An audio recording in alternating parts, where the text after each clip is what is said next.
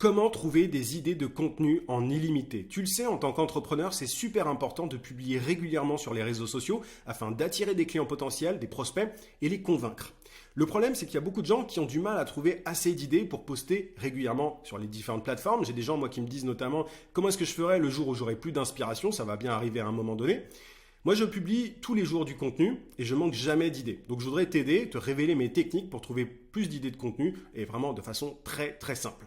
La première façon d'y arriver pour moi, de trouver des idées de contenu facilement, c'est de te baser sur ton expérience, sur ton vécu. Peu importe ton âge, tu as vécu des choses, des expériences, des histoires, etc. Et si tu les rattaches à ton sujet d'expertise, à ton domaine de prédilection, tu peux créer des contenus extrêmement puissants dans le sens où ils sont sincères, ils sont authentiques. Les gens ressentent quand tu racontes une histoire personnelle, ils ressentent une émotion qu'ils ne ressentent pas avec d'autres contenus. Et si tu lis tout ça vraiment à une leçon que tu partages à ton audience, qui est utile pour ton audience, bah, ça va vraiment cartonner. Moi, je m'en suis rendu compte dans ma newsletter quand je raconte des choses qui me sont arrivées récemment ou il y a un peu plus longtemps et que j'en tire des leçons.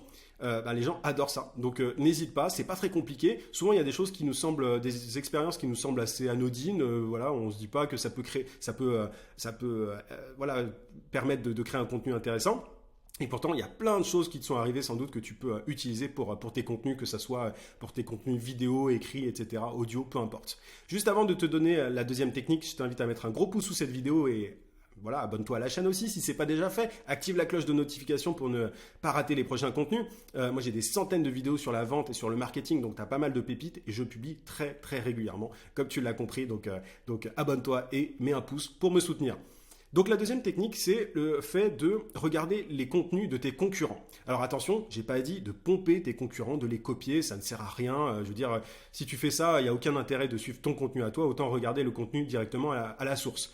Le truc, c'est que quand tes concurrents abordent des sujets particuliers, bah, ça veut dire souvent que ça intéresse leur audience. En général, quand ils savent ce qu'ils font, ça intéresse leur audience. Donc tu peux aller regarder leur contenu et ajouter quelque chose par rapport à ces sujets-là. Donc tu prends le sujet et tu l'abordes à ta façon, à ta sauce. Tu vois, tu peux aborder les choses sous un angle différent.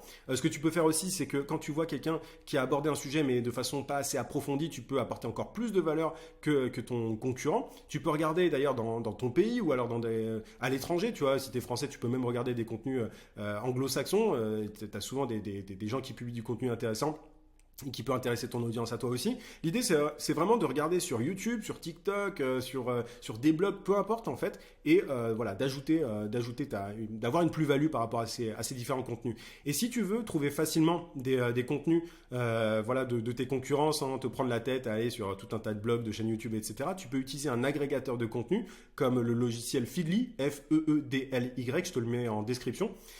Et en fait, ce que ça te permet, Feedly, c'est de pré-rentrer différentes sources de contenu, donc de concurrents en l'occurrence là, et derrière, tu as Feedly qui va régulièrement te donner les derniers contenus qui ont été postés par tes concurrents. Donc à chaque fois que tu manques d'idées, tu peux tout à fait aller regarder ça, aller regarder Feedly et regarder les sujets qui ont été traités par tes concurrents. Et ensuite, évidemment, encore une fois, tu abordes les choses sous un autre angle. Juste avant de te donner la troisième technique, je voudrais te prévenir, tu peux développer ton business en 5 minutes par jour si tu t'inscris à mes emails secrets. Mes emails secrets, c'est des emails simplement que j'envoie tous les matins à 9h. Tu as le lien d'inscription en description. Tu peux aussi cliquer sur le i. C'est pour les coachs, consultants, formateurs, freelance, bref, pour toutes les personnes qui vendent leurs services à des professionnels ou à des entreprises. C'est pour voilà, tous les entrepreneurs qui veulent créer et développer un business qui les rend libres. Tous les matins, j'envoie un email dans lequel je donne des techniques, des conseils, des méthodes pour trouver plus de clients et pour facturer ces services à prix d'or. Donc, mon meilleur contenu est dans ces emails-là. YouTube n'est que la partie visible de l'iceberg, donc inscris-toi si tu es motivé, clique sur le lien en description ou sur le i. La troisième technique dont je voulais te parler, c'est de regarder dans les groupes Facebook. Les groupes Facebook, c'est souvent des mines d'or parce que tu as des gens qui se posent des questions et ces questions-là, en fait, tu peux les reprendre et y répondre sur ta chaîne YouTube, dans ta newsletter, peu importe. Parce que c'est quoi le contenu finalement quand on est expert, c'est simplement enfin, tu vois, c'est le fait de répondre à des questions que se posent les gens de ton audience. Donc tu peux regarder directement dans les groupes Facebook qui sont liés à ta thématique et souvent quand tu as des questions récurrentes, il ne faut pas hésiter à les reprendre. Parfois tu as des gens en commentaire qui vont répondre à la personne en question et si ce ne sont pas des experts, toi tu peux vraiment apporter ton expertise et vraiment t'inspirer de tous ces groupes-là. Selon le domaine dans lequel tu es, il peut y avoir plus ou moins de groupes Facebook, mais il y a des groupes Facebook pour plein de sujets différents, donc il y a de grandes chances que tu trouves quelque chose, voilà, un groupe Facebook lié à ton domaine. Autre technique, c'est de regarder dans les commentaires sur YouTube.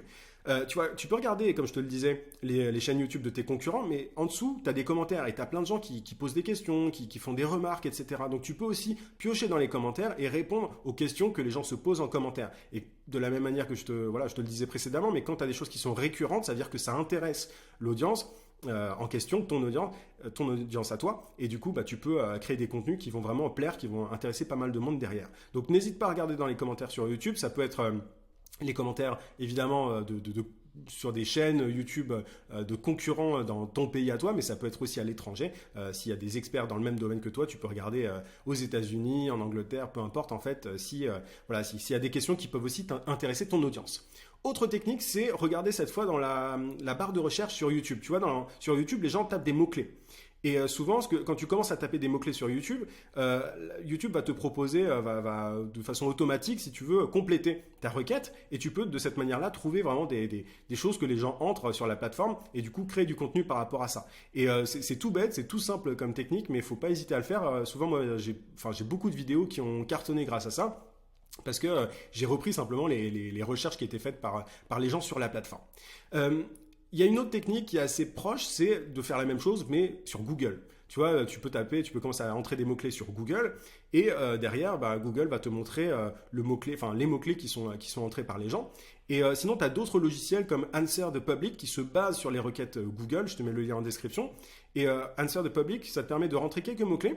Et derrière, le logiciel va te montrer toutes les requêtes qui sont liées à ce mot-clé, à cette base de mots-clés que tu as pré-rentré. Et ça peut te donner tellement d'idées. Enfin, c'est énorme. Je veux dire, tu en as pour des mois et des mois de contenu en général quand tu regardes ça. Donc tu vois, de la même manière que sur YouTube, il ne faut pas hésiter à abuser en fait de cette fonction de recherche.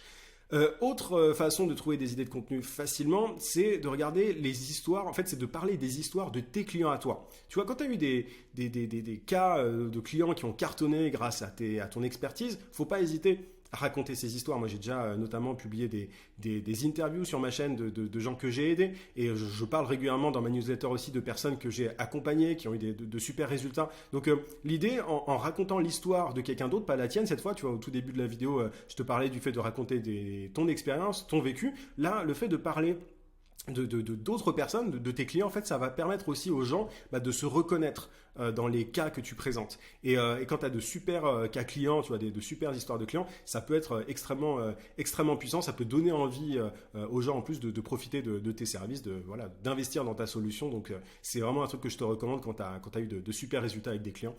Et même, tu peux raconter aussi, au-delà des succès de clients, tu peux raconter les difficultés de certains clients. Est-ce que tu aiderais, comment tu aiderais ces clients, ces personnes-là, comment est-ce que tu aides, ces personnes à dépasser les différents obstacles qu'elles rencontrent. Enfin, tu vois, il y a plein de façons d'aborder le truc, mais se référer aux histoires de tes clients, de tes anciens clients ou de tes clients actuels, ça peut être vraiment très intéressant. Autre façon de trouver des idées de contenu, c'est de simplement regarder dans ta boîte de réception. C'est-à-dire que par email, tu vois, quand tu as une audience, tu vas avoir des gens qui vont te poser des questions. Moi, j'ai des gens qui me posent des questions sur Instagram, sur LinkedIn, par email, etc., etc. Donc, les gens, au bout d'un certain moment, il faut avoir une audience pour ça, mais vont directement te poser des questions. Et quand tu as des questions qui sont récurrentes, ça veut dire que ça intéresse ton audience. Donc, c'est intéressant, ça peut être pertinent de publier du contenu par rapport à tout ça.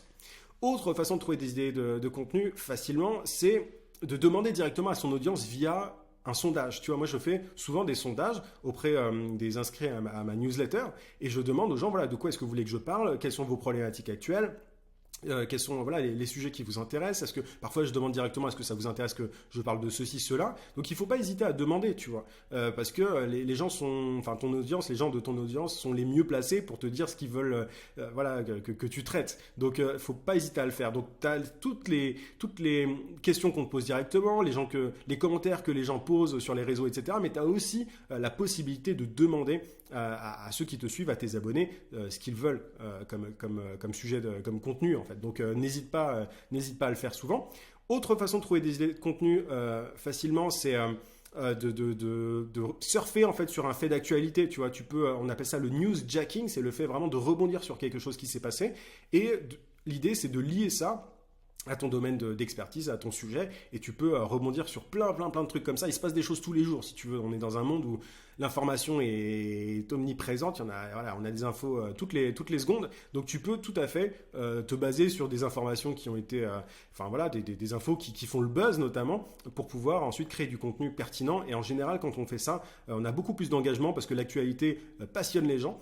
C'est comme ça. Donc tu peux tout à fait rattacher certains sujets à des sujets que voilà, à ton domaine d'expertise et avoir enfin ça va plaire à beaucoup de gens très souvent.